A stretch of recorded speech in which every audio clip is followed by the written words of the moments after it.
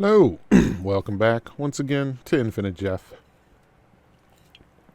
a project where I, Jeff, read the book Infinite Jest, one page at a time, one day at a time. It's a book by David Foster Wallace. And we are on to page number 464, so let's go already. Turnaround. He tells the newer residents right up front that AA's somehow gotten him by the mental curlies. He'll now go to literally any lengths to stay clean.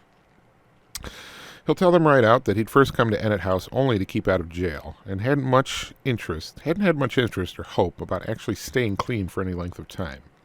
And he'd been up front with Pat Bontezian about this during his application process. Grim honesty about his disinterest and hopelessness was one reason Pat even let such a clearly bad news specimen into the house on nothing but a lukewarm referral from a PO up at the 5th District office in Peabody.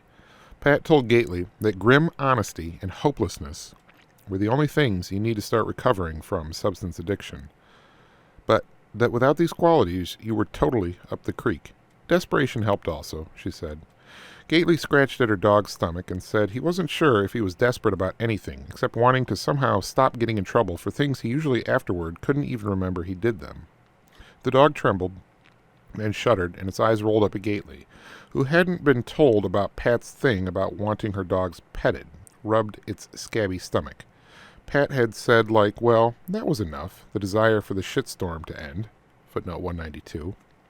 Gately said her dog sure did like having its stomach rubbed, and Pat explained that the dog was epileptic, and said that just a desire to stop blacking out was more than enough to start with.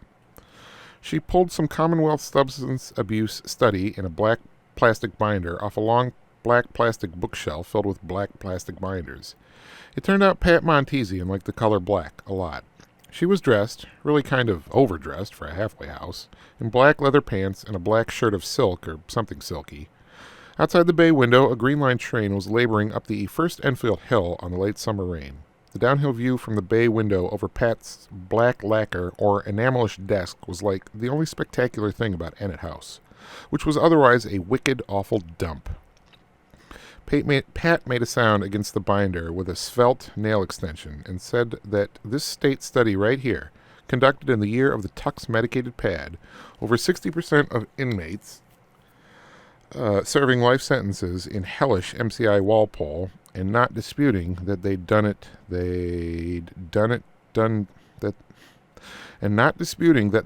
what they'd done to get in there nevertheless, had no memory of having done it, whatever got them in there. For life. None. Gately had to have her run it by him a couple of times before he isolated her point. They'd been in blackouts. Pat said a blackout was where you continue to function, sometimes disastrously, but weren't aware later of what you did. It's like your mind wasn't in possession of your body, and it was usually brought on by alcohol, but could also be brought on by chronic use of other substances, synthetic narcotics among them. Gately said he couldn't recall ever having a real blackout, and Pat M. got it but didn't laugh. The dog was heaving, and that's the end of page 464 on Infinite Jeff, reading Infinite Jest.